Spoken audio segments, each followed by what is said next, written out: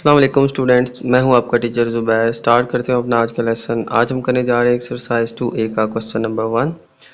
Okay, question number 1 मैं read कर लेता हूं। 108 identical books have a mass of 30 kg।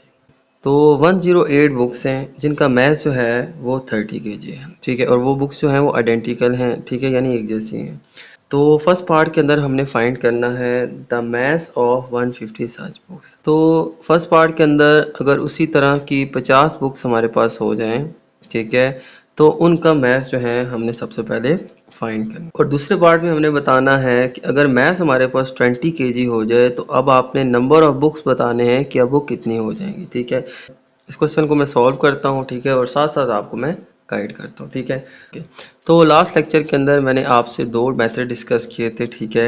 एक यूनिटरी मेथड और दूसरा जो था वो प्रोपोर्शन मेथड, ठीक है। दोनों से हम इस क्वेश्चन को सॉल्व कर सकते हैं। तो मैं आज इन क्वेश्चंस को प्रोपोर्शन मेथड से सॉल्व करता हूँ, ठीक है। तो सबसे पहले मैं क्या करता हूँ, लिख लेता हूँ हमारे पास जो गिवन डाटा था, ठीक है। हमारे पास एक तरफ गिवन है बुक्स, ठीक है, और दूसरी तरफ गिवन है उनका मैथ्स।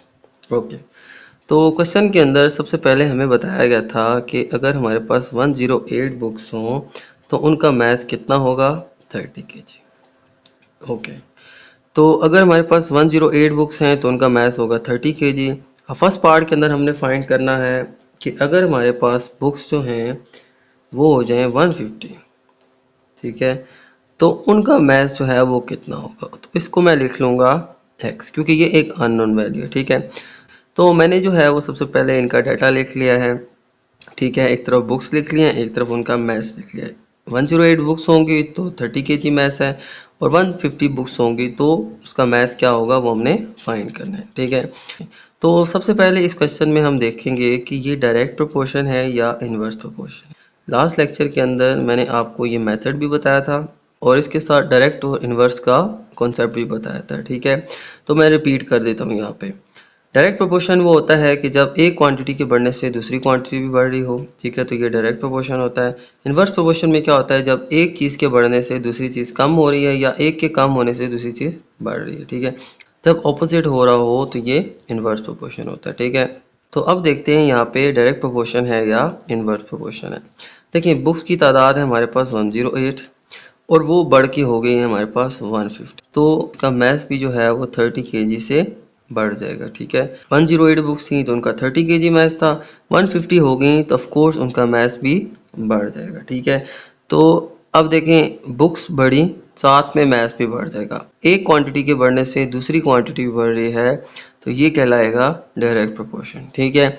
तो मैं लिख लूँगा बुक्स एंड देयर मैथ्स और डायरेक्ट प्रोपोर्शन, ठीक है। तो बुक्स और उनका मैथ्स जो है वो आपस में क्या है, डायरेक्ट प्रोपोर्शन है, ठीक है। अब इसको सॉल्व कैसे करेंगे, ठीक है। तो मैंने आपको रूल बताया था कि डायरेक्ट प्रोपोर्शन और इन्वर्स प्रोपोर्शन में क्या अरेंजमेंट होगा हमारा। डायरेक्ट प्रोपोर्शन के अंदर हमारा अरेंजमेंट होगा x2 by x1 equals to y2 by y1, ठीक है। और इन्वर्स में हमारा अरेंजमेंट कुछ यूँ होगा x2 by x1 equals to y1 by y2, ठीक है। यानी कि डायरेक्ट प्रोपोर्शन में पहले x2 फिर x1 फिर y2 फिर y1, और इन्वर्स में थोड़ा चेंज होगा, x2 बाई x1 तो ठीक है, लेकिन यहाँ पे y1 जो है वो हम ऊपर लिखेंगे और y2 जो है वो डिवाइड में लिखेंगे, ठीक है। तो इन्वर्स प्रोपोर्शन में ये अरेंजमेंट होगा और डायरेक्ट प्रोपोर्शन में ये अरेंजमेंट होगा, ठीक है। अब ये कौन सा था जी, ये डायरेक्ट प्रोपोर्शन था, तो हम ये अरेंजमेंट यूज़ करेंगे क्वांटिटीज़ का। लिख लेंगे जी x2 by x1 equals to y2 by y1। अब x1 x2 कौन सी क्वांटिटीज़ हैं, ये हो जाएगी हमारे पास x1, ये हो जाएगी x2, ये हो जाएगी y1, ये हो जाएगी y2। तो लिख लूँगा x2 बाई x1 यानी कि 150 डिवाइडेड बाई 108, और इसी तरह से यहाँ पे y2 आ जाएगा x और y1 जो है वो आ जाएगा 30, ठीक है।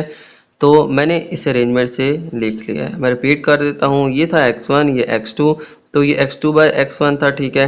तो ये 150 बाई 108 आ जाएगा। इसी तरह से ये y1 थी, ये y2 थी, तो ये था अरेंजमेंट y2 बाई y1, तो x बाई 30 आ जाएगा, ठीक है। इस अरेंजमेंट में लिखने के बाद अब हमने इसको सिंप्लीफाई करना है, ठीक है। ये x के साथ 30 डिवाइड हो रहा था, तो दूसरी तरफ जाके ये क्या हो जाएगा, मल्टीप्लाई। तो 150 बाय 108 इंटू 30, ठीक है। ये 30 डिवाइड हो रहा था, इक्वस टू की लेफ्ट जानिब जाके इन दोनों से मल्टीप्लाई हो गया, ठीक है। अब इनकी कटिंग करेंगे, ठीक है।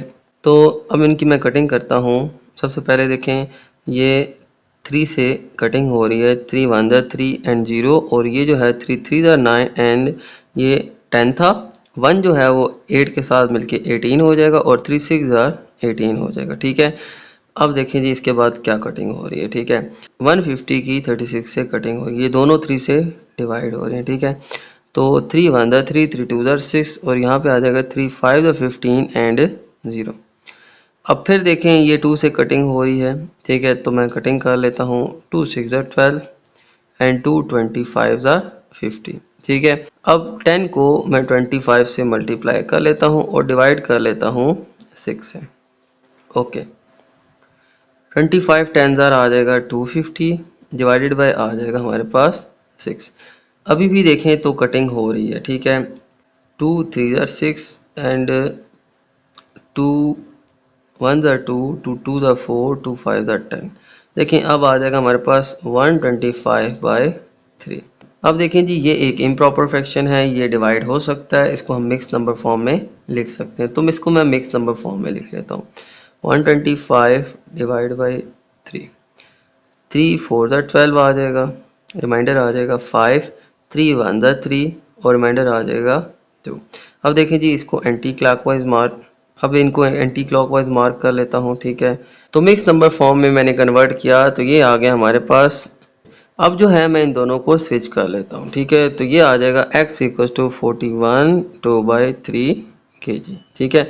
दोनों को स्विच करने से क्या होगा, इनका साइन चेंज नहीं होगा। तो ये था हमारा क्वेश्चन नंबर 1 का पार्ट ए। इसी तरह से अब हमने क्वेश्चन 1 का पार्ट बी भी फाइंड करना है, ठीक है। तो चलते हैं नेक्स्ट पार्ट की तरफ।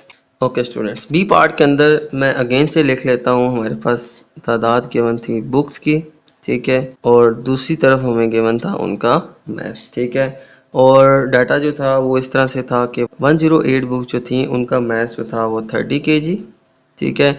अब बी पार्ट के अंदर हमने फाइंड करना है कि अगर यही मैथ्स जो है वो 20 kg हो जाए तो उस वक़्त बुक्स की तादाद कितनी होगी। तो उसकी जगह मैं लिख लूँगा x, ठीक है। मैं रिपीट कर देता हूँ। क्वेश्चन के अंदर हमें सबसे पहले 108 बुक्स का मैथ्स दिया था 30 kg। अब बी पार्ट के अंदर मैथ्स हो गया हमारे पास 20 kg। अब हमने नंबर ऑफ बुक्स फाइंड करनी है, ठीक है। यानी अब अगर 20 kg मैथ्स हो तो नंबर ऑफ बुक्स कितनी होगी, ठीक है। तो अब मैंने चेक करना है कि ये डायरेक्ट प्रोपोर्शन है या इन्वर्स प्रोपोर्शन, ठीक है। तो अगर मैं बात करूं मैथ्स की, तो देखिए मैथ्स 30 से हो गया है 20, यानी कि कम हो गया। मैथ्स कम हो गया इसका मतलब है नंबर ऑफ बुक्स भी कम हो जाएंगी, ठीक है। नंबर ऑफ बुक्स कम होंगी तो मैथ्स कम होगा, ठीक है।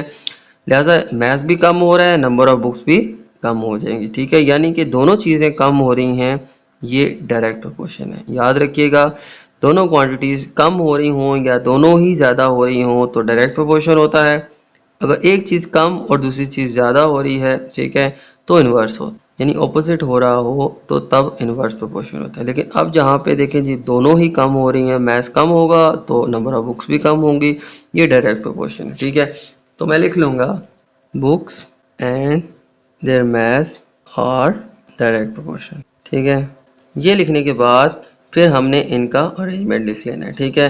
डायरेक्ट प्रोपोर्शन है तो हमारे पास आ जाएगा x2 bye x1 equals to y2 bye y1, ठीक है।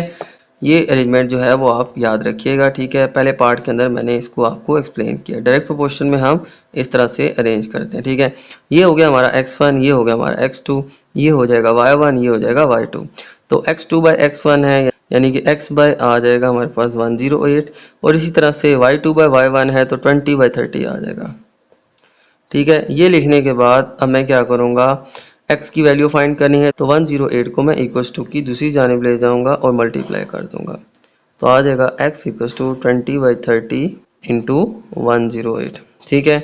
अब इसको मैंने सिंप्लीफाई कर लेना है तो हमारे पास x की वैल्यू आ जाएगी, ठीक है। तो अब देखें ये 0 0 से कट जाएगा, ठीक है।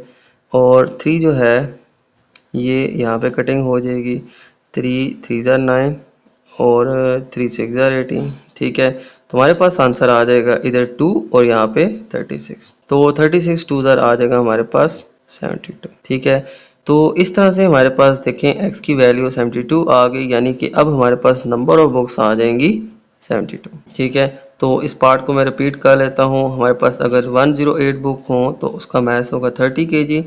अगर मैथ्स 20 kg हो जाएगी तो कितनी बुक्स होंगी? तो सबसे पहले मैंने चेक किया कि ये डायरेक्ट है या इन्वर्स। तो ये जो है ये डायरेक्ट प्रोपोर्शन था। ठीक है, क्योंकि मैथ्स कम हो रहा था और नंबर ऑफ बुक्स भी कम हो जाएंगी। ठीक है, तो ये दोनों चीज़ें कम हो रही थी तो ये डायरेक्ट प्रोपोर्शन होता है। ठीक है, तो डायरेक्ट प्रोपोर्शन में हम क्वांटिटीज़ का अरेंजमेंट कुछ यूँ लिख लेंगे। ठीक है, और इस अरेंजमेंट के साथ आ जाएगा हमारे पास x/108 और 20/3। 108 को मैं दूसरी तरफ ले जाके कटिंग करके सिंप्लीफाई करके मल्टीप्लाई करता हूँ तो हमारे पास नंबर ऑफ बुक्स आ जाएगी 72। यानी कि अब अगर मैथ्स हमारा 20 kg हो जाए तो उसमें नंबर ऑफ बुक्स कितनी आ जाएंगी? 72। ठीक है, तो ये था आज का हमारा क्वेश्चन नंबर 1। उम्मीद है आपको समझ आ गई होगी। तो मेरी इस वीडियो को लाइक कर दीजिएगा, मेरे चैनल को सब्सक्राइब कर दीजिएगा और ये वीडियो अपने बाकी दोस्तों के साथ भी शेयर कर दीजिएगा। इजाज़त चाहते हैं आपसे। अल्लाह हाफिज़।